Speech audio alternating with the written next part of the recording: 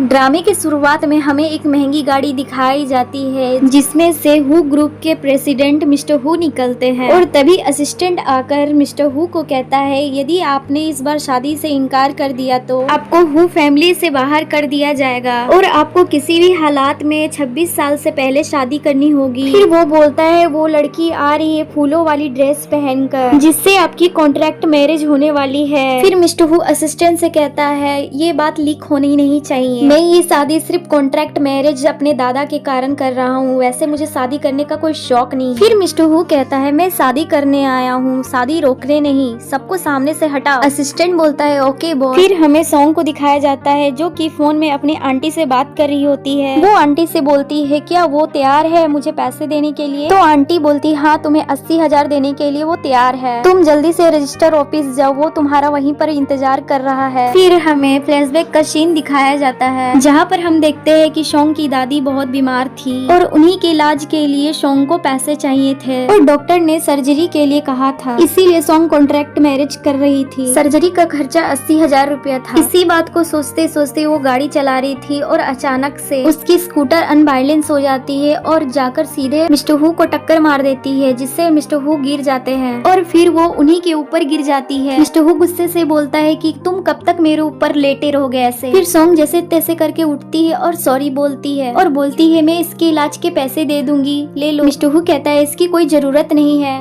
Mister who song से कहता है तुम्हें गाड़ी चलानी नहीं आती है तो तुम गाड़ी क्यों चलाते हो, इससे मुझे बहुत ज्यादा चोट लग सकती थी। तो सॉन्ग बोलती है मैं इसकी भरपाई कर दूंगी। तो मिस्टर हु बोलता है मुझे इसकी कोई जरूरत नहीं, तुम रजिस्ट्रेशन ऑफिस चलो। मिस्टर हु सॉन्ग को देख के समझ जाता है कि आज मेरी इसी लड़की से शादी होने वाली है, लेकिन सॉन्ग उसे नहीं पहचानती है। तो वो बोलती है कि मैंने तुम्हें एक टक्कर मारी थी, इसकी वजह से मैं पूरी जिंदगी दे दूं ये जरूरी नहीं है। फिर मिस्टर हु कहता है मैं वही हूँ जिसने तुम्हें कॉन्ट्रैक्ट मैरिज के लिए यहाँ बुलाया है और तुम मेरा कीमती टाइम वेस्ट मत करो। फिर वो दोनों मैरिज रजिस्ट्रेशन ऑफिस के अंदर चले जाते हैं। कॉन्ट्रैक्ट मैरिज होने के बाद दोनों को सर्टिफिकेट मिल जाता है। मिस्टर हु कहता है कि मैंने जितना अमाउंट कहा था मैं उतना तुम्हें दे देता हूँ। वो शोंग को 3 लाख रुपया देता है। तो शोंग कहती है क्या 3 लाख, ठीक है तो 8 लाख। सॉन्ग आगे कुछ कह पाती तो मिस्टर हु कहता है क्या 10 लाख, ये कह के उसे एक कार्ड दे देता है। फिर वो अपना फोन उसे देता है कि अपना नंबर इसमें सेव कर दो। मिस्टर हु कहता है कि फिर मैं तुमसे 1 साल बाद मिलूंगा तलाक के लिए, तब तक के लिए गुड बाय, ये कह के मिस्टर हु वहाँ से चला जाता है। फिर हमें 1 साल बाद का सीन दिखाया जाता है। मिस्टर हु सॉन्ग को कॉल करता है, वो कहता है तुम्हें याद है ना आज हमारी कॉन्ट्रैक्ट मैरिज का 1 साल हो गया है और तुम्हें पता है ना कि तुम्हें कहाँ आना है, आधे घंटे के अंदर तुम वहाँ आ जाओ, मैं तुम्हें वहीं पर मिलूंगा। तो सॉन्ग कहती है ठीक है। वो जल्दी से उठती है और सोचती है कि मैं कैसे भूल सकती हूँ, मुझे तो याद ही नहीं था ये। फिर वो जल्दी से उठकर मैरिज सर्टिफिकेट ढूंढने लगती है, यही तो मैंने रखा था, कहाँ चला गया। फिर वो अपने ग्रैंड माँ से पूछती है कि आपने मेरा मैरिज सर्टिफिकेट देखा है? तो ग्रैंड माँ बोलती हाँ रेड कलर का, मैंने सोफे के नीचे लगा दिया था उसे। सर्टिफिकेट तो सॉन्ग को मिल जाती है लेकिन सर्टिफिकेट का हालात कुछ ठीक नहीं था। सोफे के नीचे दबे रहने के कारण तस्वीरें धुंधली हो गई थी जिसके कारण मिस्टर हु का चेहरा साफ दिखाई नहीं दे रहा था। वो बोलती है मैं पहचानूंगी कैसे। इधर हु सॉन्ग से तलाक लेने के लिए जाने वाला था, तभी असिस्टेंट कहता है सर आज आपकी जरूरी मीटिंग है। तो मिस्टर हु असिस्टेंट से बोलता है कि आज मुझे अपनी पत्नी से मिलने जाना है तो तुम ना मीटिंग कैंसिल कर दो। तो असिस्टेंट सोचता है कि वो वाइफ से मिलने जा रहे हैं सर, तो इसके लिए अरेंजमेंट करना पड़ेगा मुझे। तो असिस्टेंट महंगे गिफ्ट्स और फूल लेकर बॉस का इंतजार करता है। फिर मिस्टर हु वहाँ पर आ जाते हैं और महंगे फूल और महंगे गिफ्ट देखकर असिस्टेंट से बोलते हैं मैं अपनी वाइफ को तलाक देने जा रहा हूँ, ना कि उससे डेट ले जा रहा हूँ। तो असिस्टेंट बोलता है सॉरी सर मुझे नहीं पता था। फिर मिस्टर हु बोलता है कोई बात नहीं, जो लाए हो ना उसे दे देना। फिर असिस्टेंट के पास एक कॉल आया होता है हॉस्पिटल से। वो कहते हैं कि आपने जो बुजुर्ग को एडमिट करवाया था ना यहाँ पर, वो हॉस्पिटल से भाग गए हैं। फिर असिस्टेंट मिस्टर हु को बताता है। मिस्टर हु ये बात सुनकर वहाँ से चले जाते हैं। फिर सॉन्ग जब यहाँ पर आती है तो देखती है बहुत सारे लोग खड़े हैं महंगे महंगे गिफ्ट लेकर के, और वो गिफ्ट लेकर बहुत खुश होती है। वो बोलती है कि मेरा कॉन्ट्रैक्ट वाला पति इतना भी बुरा नहीं है,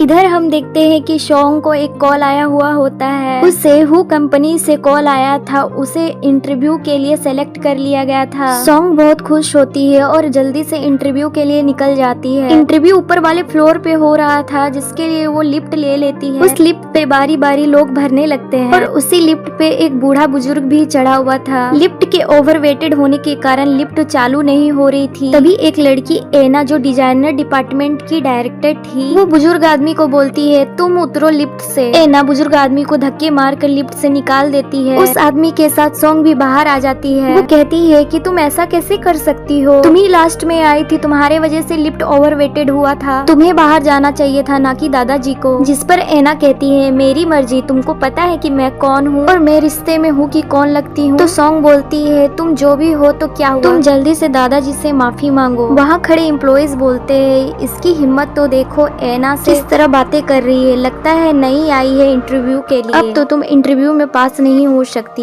ये कह के वो लोग चले जाते हैं। फिर सॉन्ग दादाजी से कहती है आप ठीक हो ना? तो दादाजी बोलते हैं हाँ हाँ मैं बिल्कुल ठीक हूँ। और तुम किस लिए आई हो, इंटरव्यू के लिए? तो सॉन्ग बोलती है हाँ मैं डिजाइनर डिपार्टमेंट में इंटरव्यू के लिए आई हूँ। तो दादाजी बोलते हैं तुम जरूर सेलेक्ट होगी। ये कह के दादाजी लिफ्ट पे चले जाते हैं और इधर इंटरव्यू के लिए सभी लोग वेट कर रहे होते हैं और सॉन्ग भी अपनी बारी का इंतजार कर रही होती है। तभी एक असिस्टेंट सॉन्ग को बुलाता है। सॉन्ग को डर भी लग रहा था और वो खुश भी थी। फिर वो इंटरव्यूअर को देखकर चौंक जाती है। इधर हम देखते हैं असिस्टेंट मिस्टर हु को बताता है कि वो जब एयरपोर्ट पे गया था तो उसको दादाजी नहीं मिले थे। तो मिस्टर हु कहता है दादाजी एयरपोर्ट पे नहीं थे तो कहाँ गए वो? तभी गेट पर से दादाजी आके कहते हैं मैं यहाँ हूँ। दादाजी कहते हैं अरे बदमाश, मैं क्या भुला जाऊंगा क्या? और तुमने मुझे प्रॉमिस किया था कि तुम बहू से मुझे मिलाओगे, कहाँ है मेरी बहू? मुझे मिलना है बहू से। मैंने आपको शादी का सर्टिफिकेट दिखाया था ना, और आप हॉस्पिटल से क्यों बाहर आ गए? दादाजी आपको तो आराम करना चाहिए ना। मैं बिल्कुल ठीक हूँ, तुम्हें तो शर्म आनी चाहिए। तुम्हारी शादी की 1 साल हो गई है, आज तक तुमने बहू से मुझे नहीं मिलवाया, या तुमने तो शादी की ही नहीं है। तुमने मुझे सर्टिफिकेट का कवर ही दिखाया था। तुम एक बात मेरी सुन लो, यदि मैं इस बार बहू से नहीं मिला तो मैं जिंदा ही नहीं रहूंगा। तो हु कहता है ठीक है दादाजी, आप टेंशन मत लो और आप अपने सेहत का ध्यान रखने का वादा करे दादाजी। मैं आपको आपकी बहू से जरूर मिलवाऊंगा दादाजी। ठीक है ना, मैं तुम्हें 1 महीने का टाइम देता हूँ। और हाँ, आज मैं तुम्हारी कंपनी में एक लड़की से मिला जो डिजाइनर डिपार्टमेंट में इंटरव्यू के लिए आई है। उसका नाम सॉन्ग है और वो लड़की सेलेक्ट होनी चाहिए। वो लड़की बहुत दिल की अच्छी है। यहाँ जॉब तो उनको उनके क्वालिफिकेशन के हिसाब से मिलता है दादाजी। फिर दादाजी बोलते हैं उसकी काबिलियत उसके बातों से ही पता चल गया। तो वो कहता है ठीक है, मैं उसे काम पे रख लूंगा।